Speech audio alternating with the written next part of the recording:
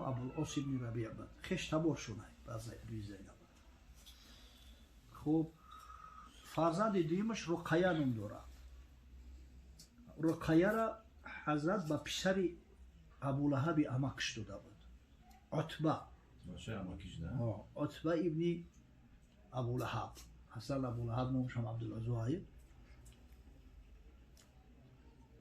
دختر سیمش امی کلثوم نام داره. امی کلثوم در فرزند دویمی همون ابولهب داده بود. او را عتیبه میگن. عتبه و عتیبه هر دو همه مقصد که فرزندای پیغمبر صلی الله علیه و سلم گرفته بودند. زندگی خوب داشتند.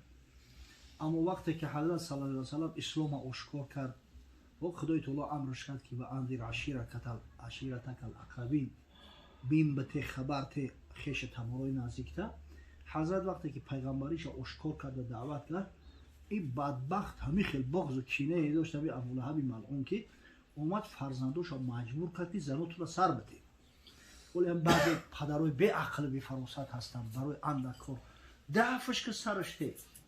بعد هم بیچاره بچه هم زنش بود دوست میداره، سرگردان حیران زنگ میزنن پدرمون نگوش کنیم چیکار کنیم، اگر همینجا اطاعت نکنیم حکمش چی میشه. و خیلی آدم بی اندیشه در کار که فرزند مجبور کنه که سر ده. تا ولی فکر نمیکنی چی میشه و عاقبت کار. فرزندای هم زنده یتیم میشون، اوبولی هم در سر کی میغلطه.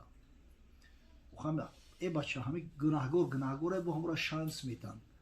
همین اگه اون شانس کش بتید مجبور نکن. اگر بسیار که نخواستی و ناراحت شدی بگو بچه‌م برای یه جو کوارتیر بگی قانون نده خاطر میذارن زندگی کردن بگی معقولت که هست. افسوس صد افسوس که همین کارا نمیکنه.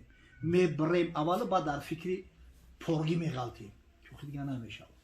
با ما سه طلاقش کو مردک خیلی مردکی سه طلاقش کو و قط میکنن بعد در فکری پرگی میغلطن که دیگه نمیشه.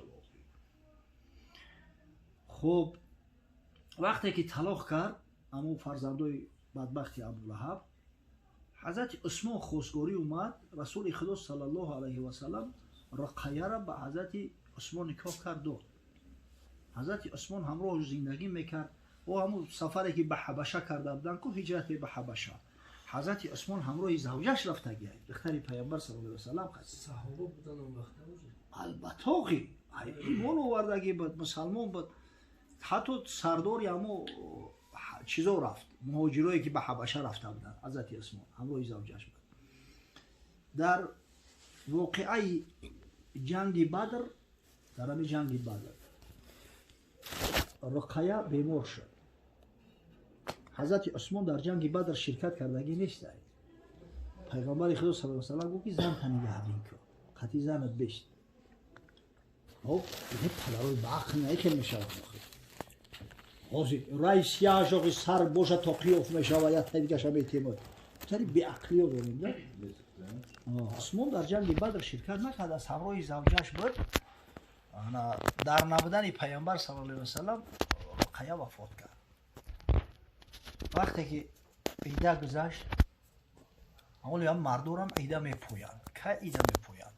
اگر به شرطی که مثلا اگر قصد کنه که یکون محرمی زنی خچه بگیره، زنی مردگیشه، حتما 4 ماه و 10 روز باید صبر کنه تا زمانی که عیده بگذره. عیده مقصد هم عیده. انا پیغمبر خدا صلی الله علیه و سلم ام کلثوم رو نکاح کرده حضرت عثمان. به همین خاطر حضرت عثمان ذینورین میگن. عثمان ذینورین همین خاطر میگنش. صاحب دو نور، دو مراتب داماد پیغمبر صلی الله علیه و سلم. ام کلثوم هم در همین نکاح حضرت عثمان از دنیا گذشته است. پیغمبر خدا گفت یا عثمان به خدا قسم گفت اگر دختری به شوهر می داشتم با می دادم. اگر میشی یگان دختری فقط همین بیبی فاطمه مونده بود. آخه بیبی فاطمه شوهر داشت. بیبی فاطمه دختری خوردی پیامبر صلی الله علیه و سلم است. حضرت به نهایت دوستش می داشت. در سال 2 هجری در مدینه منوره حضرت بیبی فاطمه را به علی داد. علاقه سال 2 هجری دولت اسلامی تشکیل شدگی. پیغمبر خدا صلی الله علیه و سلم هم پیغمبر است، هم امام پادشاه است. هم پادشاه بگیم دینی هست، هم پادشاه دنیوی. اما حضرت علی میگه جهز رسول الله صلی الله علیه و سلم فاطمه فی خمیل و قربه و وسادت عدم حشوها من اسخیر. پیغمبر خدا صلی الله علیه و سلم میگه برای بیبی فاطمه همگی همین سه چیز جهاز داده بود. خمیل چودر که زنو در سرشون میکشن و یک مشک برای آبگیری و یک بولشت از پوستی بره در درونش اسخیر میگن یک گیاه هست همون را پر کردین. او وقت ایگی جا پخته بوده ایگی جا پر میافتنه این هم یک گیاه هم میگرفتن جمع میکردن در مقصد در بولشت همون را میموندن برای تایشتر اندک ملایمتر همون گیاه. انا اولی قاضی ایاز در کتاب شفاش آورده است میگه که بعضی چیزای دیگر هم داشت بیبی فاطمه از خودش از جمله یک دستو سنگ داشته است سنگ دستاست یک طبقه که دیگه داشته طبقه چوبی یک مسواک چوبی یک نعلی نو داشته است همین سه چیز دیگر هم الوه کرده است خوش کرده است. خدا رحمت کنه شیخ عطا قصه میکنه قصه همین ازدواج بیبی فاطمه زهرا را میگه سر مردان عالم مصطفی بود ببین تا در راه دنیا کجا بود چه اندر راه درویشی سر افراخت قبای مسکنت را در بر انداخت. سر مردای عالم رسول خدا صلی الله علیه و سلم اما تو تماشا که چی نو زندگی میکرده و فرزندان چی معامله داشته چی طریق مراسم و مجلس های فرزندان خچه گذرونده است. اسامه گفت سید داد فرمان که ابوبکر و عمر را پیش من خوان. حضرت اسامه ابن زید حب رسول الله صلی الله علیه و سلم حب یعنی که دوست داشته محب کسی را که دوست بداری کو ما عادت کردیم لوبیمچیک میگیم الان لوبیمچیک حضرت اسامه را حب ابن حب میگفتن لوبیمچیکی بچه لوبیمچیک. اسامه فرزند زید ابن حارثه رضی الله تعالی عنه همون زید ابن حارثه که غلام بیبی خدیجه مادرمان بوده و پیغمبر هدیهش کرد حضرت گرفت آزادش کرد فرزندش خواند تا زمانی که خدای تعالی فرزند خواندگی را منع نکرد او را زید ابن محمد میگفتند. اما وقتی که خدای تعالی منع کرد یا فرزند خواندگی و مقصد کسی را که از نسب خودت نیسته و به نام پدرش گفتنش زید ابن حارثه بسیار دوستش میداشت او حب بود لوبیمچیک بود. انا اگم اسامه بچه‌شم حب اینا دیگه صحابه میگفتن حب ابن حب همین خیلی حضرت دوست میداشت است اسامه را که در بعضی کارا اسامه را میانجیگر میکردیم پس ردیک خب برای حضرت غضب نمیکرد بلایی خشمش نمیگرفت هر گپی که بود آورده رسونده میتونست. بله در زمان خلافت حضرت عمر وقتی که فرس فتح میشود کلا و متاع بسیار میارن این حضرت سپیسکه میکنه مردم در تقسیم میکنه میته همه را بعد با کسایی که کلان سال و مقصد مرتبه و منزلت بالا داشتن زیادتر میته. اطرافی پیامبر کسایی که حضرت صلی الله علیه و سلم در نزدیک بودن اونا در 4000 درهمی داده است 4000 درهمی. او کسایی که با مقصد سین سالشو کلان بوده حلقه دیم بدن اونا در 3000 او جوانو در 2000 هم خیلی تقسیم میکنن میته. و پسر خودش عبدالله ابن عمر رضی الله تعالی عنهما 2000 داد با اسامه ابن زید 4000.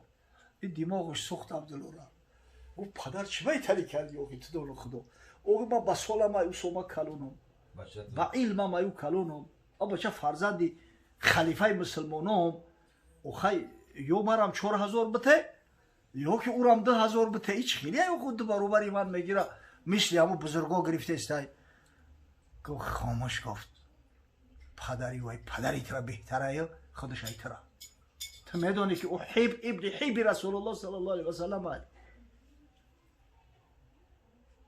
تخته با او قوش نکن میگه سر به سر نشم من هرگز با زید سر به سر نمیشم تا هرگز میگه با اسامه سر به سر نشم مرتبه او بلنده.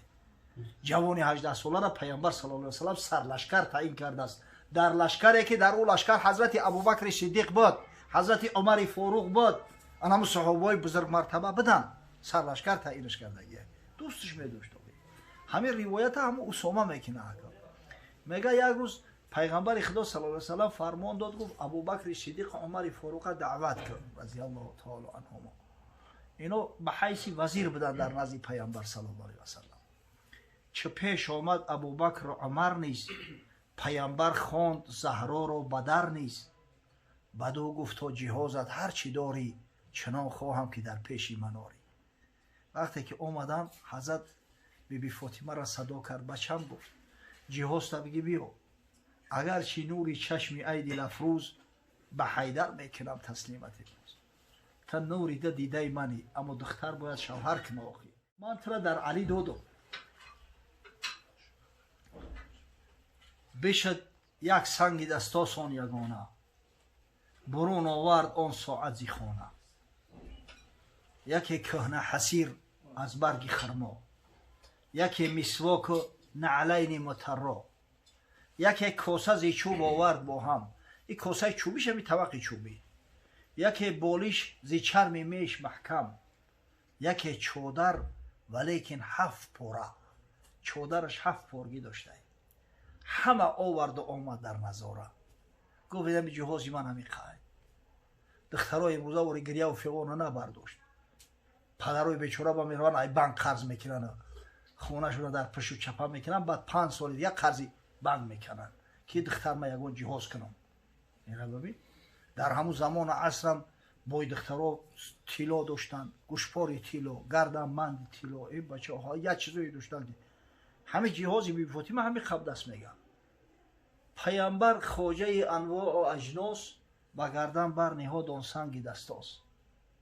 ابوبکر آن حسیر آنگاه برداشت، عمر بالش گرفت راه برداشت. حضرت صلی الله علیه و سلم دست و سنگ میگه سری حلقه کرد.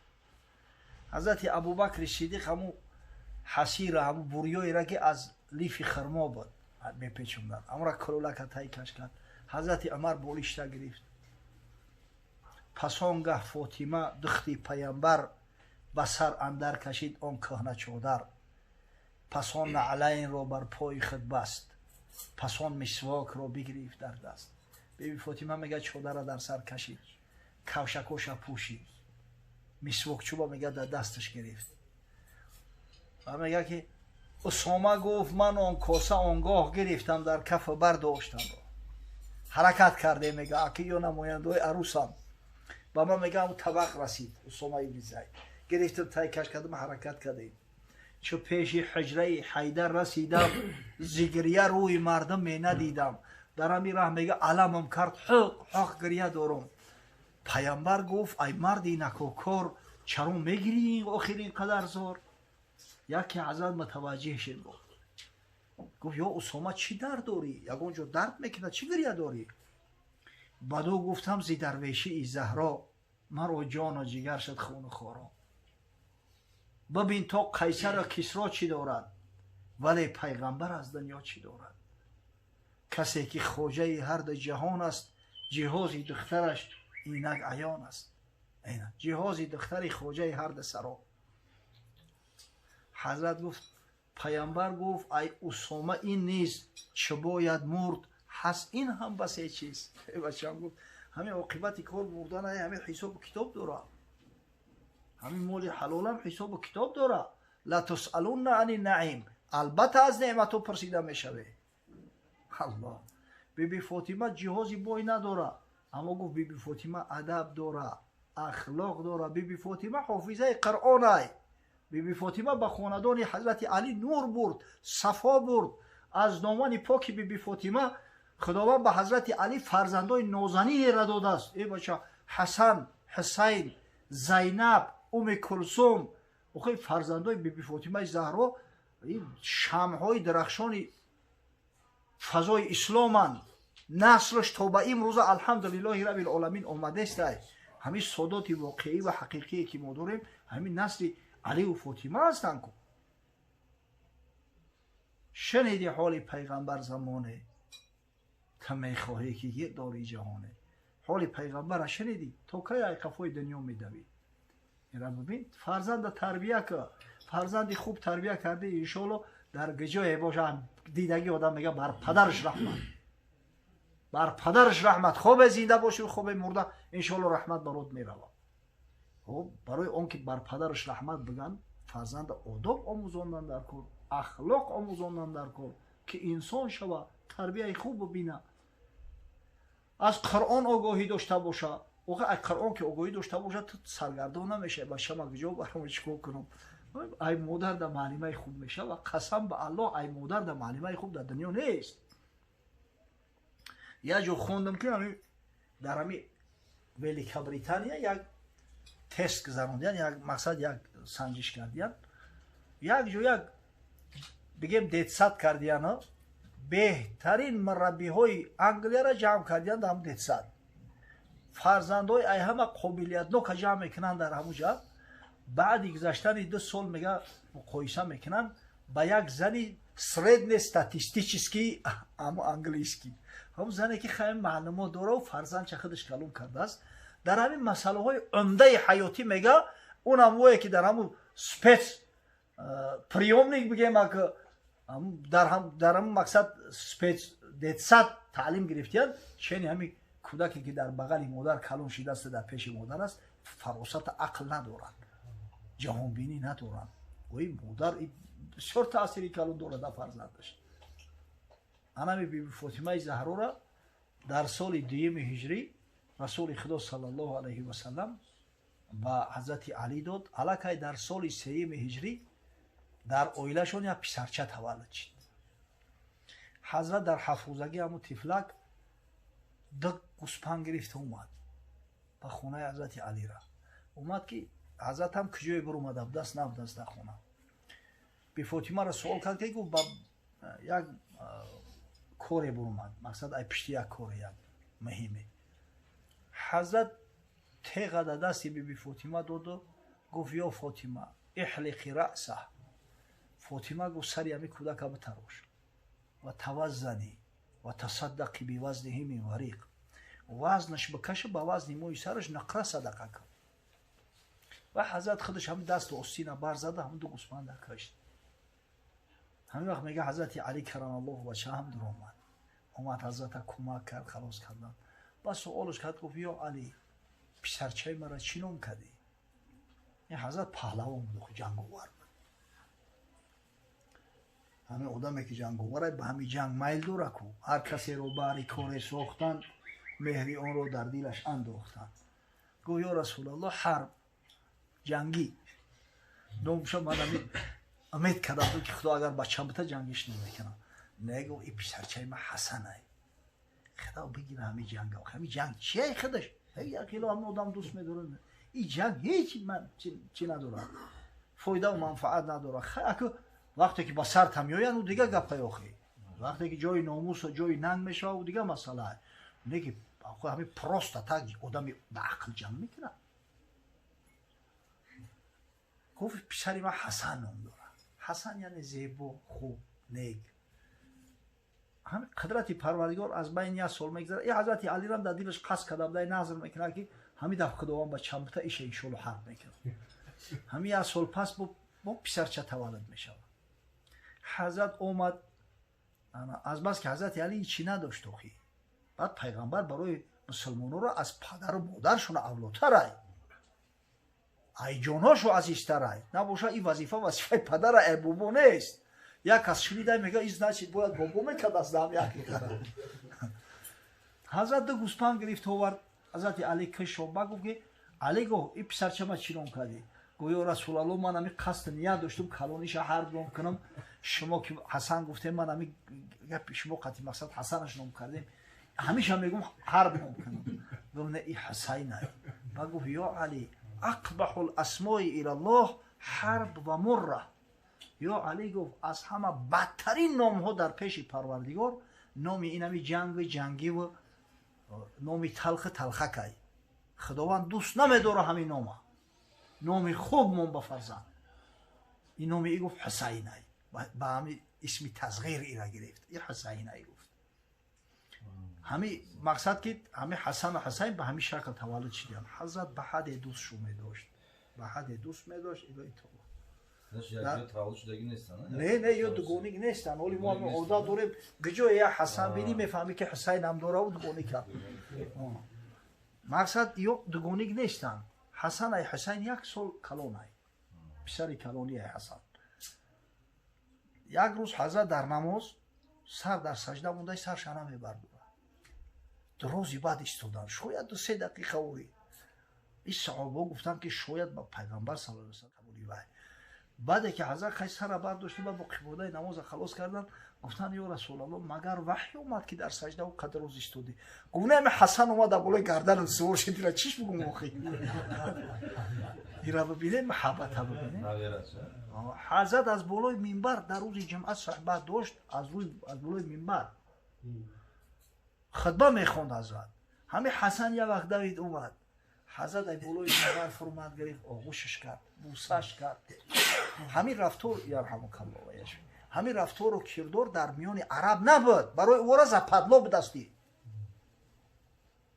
بسیار عجیب تعجب میکردن که نخوب مقصد بزرگ مثل رسول خدا صلی الله علیه و سلم ای پشت یک کودک سرسان و سرگردان یک کودک فیسش در پرای رخسارش مچک کنه یک شخصیت بسیار معروف و مشهور است با نام اقرا ابن حابیس تمیمی این سردار قبیله اقرا ابن حابیس بسیار شخصیت معروف است در عرب همین شخص اومد نزد حضرت صلی الله علیه و سلم مسلمان شد همراه حضرت ششتگی بودن نخست همین حسن دوید اومد گردن رسول الله صلی الله علیه و سلم اومد گرفت آغوش کرد حضرت همین با محبت بوسش کرد این با تعجب نگاه داره با گفت یا رسول الله همه کودک همه طفلک فیشین و میدک همه چک میکنی تو گفت بله و من 10 پسری نازنین دارم تا حال یگون چبوسه کلگی نیستم با یا افتخار را میرده ولی بعضی آدم چما میگیری همین کودک قطید میگیری ای پشتی همین کودک سرگردونی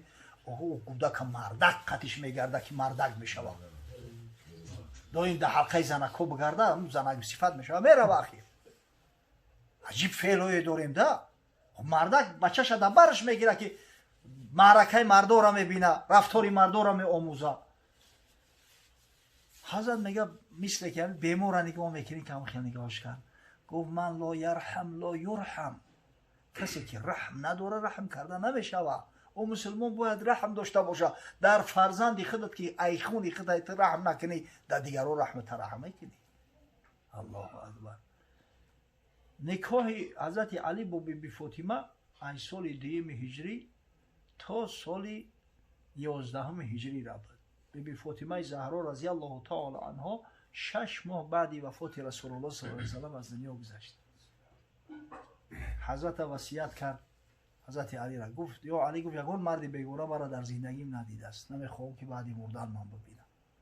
اصلا متی گفت کفنم که شبانه خودت جنازه ما بخوام برگورم ولی همجا یک مسئله میغلطه که آیا مرد میتونه که زن خچه غسل بده میتونه که در قبر بمونه نزد جمهور در نزد 3 مذهب مذهب مالکی شافعی و حنبلی میتونه دلیل شو ان همین روایت که حضرت علی رضی الله تعالی عنه بی بی فاطمه زهرا رضی الله تعالی عنها را غسل داد میگن کفن کرد خودش در قبر موند فقط در مذهب ما احناف همیجا امیرا چی ندارن اولا میگن 100% اثبات شدگی نیست که علی خودش غسلش داد او سخنه که یا علی خودت غسلم بده یعنی که تدارک غسل من ببین نه اینکه با دستی خودت غسل ده حتی میگن که در مذهب ما که با بعض روایات اومی ایمن میگه اما کنیز پیامبر صلی الله علیه و سلم بود همون بی بی فاطمه را غسل داد اما به هر وجه صورت نه که ما رد کرده نمیتونیم که روایت صحیح است و همون خاطر میگه اگر ما تسلیم هم بشیم که حقیقتا حضرت علی بی بی فاطمه زهرا را خودش غسل داده است میگیم که نکاح علی و فاطمه دیگر نکاح ها فرق داره وقتی پیغمبر صلی الله علیه و سلم فاطمه را در علی داد گفت هی زوجتک فی الدنیا و الاخره و الجنه این زن تاز هم در دنیا و هم در جنت و حضرت میگه کل حسب و نسب یقطع بموت الا حسبی و نسبی هر حسب و نسب به مرگ قطع میشوه اما حسب نسب من قطع نمیشوه برای میگیم که علی و فاطمه را با دیگران قیاس کردن در کار نیست. دیگه یگان کس خودش زنش غسل نداده است. در روایت ما نداریم. غیر این مسئله انا حضرت علی و بیبی فاطمه دیگه نیسته. اما اگر به شرط مرد وفات کنه زن 100% میتونه غسلش بده. این اتفاقیه در همه مذاهب. اینا کسی رد نمیکنه. حضرت ابوبکر صدیق وقتی از دنیا گذشت اویلش زوجه همو حضرت اسما بنت امیس رضی الله تعالی عنها مادر یعنی محمد پسر ابوبکر صدیق از اسما بنت امیس محمد نام داره. انا مادر محمد غسلش داد. چرا برای زنک رخصتای برای مردک نه؟ برای اون که مردک عیده نمیپاید کو. غیر هم حالتهای فوق العاده که ذکرشون رفت که مثلا اگر مرد بخواه که قشنگری خچه بگیره یا یکون جیانی زنش بگیره حتما باید عیده همون مرگ همون زنک نگاه کنه بیشتر. یا مردی هسته که 4 زنه های این فرض کردیم زنی 4مش مرد تا عیده همون زنی 4مش نگذره دیگه زن گرفته نمیتونه. یا زنی 4مش طلاق داد تا عیده طلاقی 3 عیده طلاقی تا عیده زنی طلاق همون زنی 4مش نگذره دیگه زن گرفته نمیتونه. در دیگر حالتو مرد عیده نداره کو اما زن همیشه عیده داره. حدود 3 ماه میگذره بعد مرگ نه عیده مرگ 4 ماه و 10 روز. این 4 ماه این دلیل قرآنیه. این مقصد ایرا به ترازوی عقل سنجیده نمیشه. والمطلقات یتربصن بانفسهن 4 اشهر و 10 والذین یتوفون منکم و یذرون ازواجا یتربصن بانفسهن 4 اشهر و 10. زنهایی که مقصد شوهرش وفات میکنن انا مقصد بعد وفات شوهر عیده میپوین مقدار 4 ماه و 10 روز. از بس که زنک در عیده هم شوهر شای تو زمانی هم 4 ماه و 10 روز نگذره در خونه هم شوهر زندگی میکنه نفقش در حساب هم مقصد همو خانواده همین خاطر مقصد زنک اولی پره طلاق گویا شدگی نیسته میتونه که شوهرش غسل بده. اما از مردک در حال قطع که میشود دیگه حقی در گور موندن هم نداره. ولی هم در قبر موندن نه بعضا همین بی اندیشگی میکنن. انا خیلی اگر به شرط همه بیگونه باشه یکون محرم زنک نباشه ای دیگه بیگونه بوده شوهر بهتره. نه که وقتی که محرموی زن هسته برادرش هسته فرزنداش هسته مقصد کسایی که نکاح ای زن با اونا حرام ای درست نیست محرم هم یورا میگن شوهر حق نداره که جسه زن شو بگیره و در داخل قبر بگذاره. خداوند حفظ کنه برکت بیاره. این همین تاریخی مختصره که انا دخترای پیامبر صلی الله علیه و سلم آیا سوالت رو بگی چند قبر رو ماشاءالله. انت تواب رحیم پروردگار ثواب نورانیت تلاوت کلام بزرگت رو ثواب این نشیدهایی را که ایشان قاری سرودن ثواب این نان و طعام ها را که به خاطر خشنودی و رضای تو برای احیای سنت حبیبت محمد صلی الله علیه و سلم صاحبای این منزل آماده کردند اولا به درگاه بی‌نیازت قبول فرما بعدا برسان به ارواح جمیع پیغمبران خاصتا به روح رسول الله صلی الله علیه و سلم. خدای روح آن حضرت را از امتهایی که سعی میکنند سنت پیامبر صلی الله علیه و سلم همیشه زنده دارند بالای چشم سر میگذارند شاد و مسرور و خوشنود و راضی گردان و فرد و روز قیامت از شفاعت آن حضرت صلی الله علیه و سلم ایشان قاری ابوالقاسم ما را همراه اهل خاندانش همراه مهمانانش مجموعاً جمیع امت با غیرت با همت صائم و قائم شه برخوردار و نصیب گردان. ان شاء الله اهل قرآن اهل الله هستند اهل رسول الله صلی الله علیه و سلم هستند. ان شاء الله همراه پیغمبران در فردوس اعلی پروردگار مستقرشان میگرداند. پروردگار از شفاعت آن حضرت صلی الله علیه و سلم برخوردار و نصیب گردان. بعدا برسون بر روح جمیع مؤمنین و مؤمنات مسلمین و مسلمات جمیع ارواحی که از ایشان قاری امید دعا دارند خاصتا بر روح والدین مرحومش خشا به حال او پدر و مادری که بعد سر خود فرزند نبیرهای حافظ قرآن باقی میگذارند ان شاء الله حکم زنده را دارد در همون قبرش هم ان شاء الله یک گلشن به امر پروردگار به یک گلشن مبدل میگردد. از قرائت فرزندان از عملهای فرزندان و نبیرها همیشه برخوردار میگردد. پروردگار را در منزل ایشان قاری فیض برکات خیرات و حسنات ایشان نازل فرما. خداوند ببیر و ویده و ببیر و میسور از جمعی بلا و گزنده و حفظ کن. به همین نامای زیبای قرآنی موافق و مناسب به کمالشان برسان. پروردگار حافظه قرآنشان بگردان. جامعه احتیاج داره به دخترای صالحه و حافظه. صف شماره همین شعر بچه‌ای را که وقتی خداوند دختر شد دخترها رو تعلیم و تربیت میکنن، شعر زن وقتی که تربیت کرده به کمال میرسونن، در جامعه زیاد بگردان و فرد و روز قیامت همنشین رسول الله صلی الله علیه و سلم شون بگردان. ربنا افتح بیننا و بین قومنا بالحق و انت خیر الفاتحین برحمتک.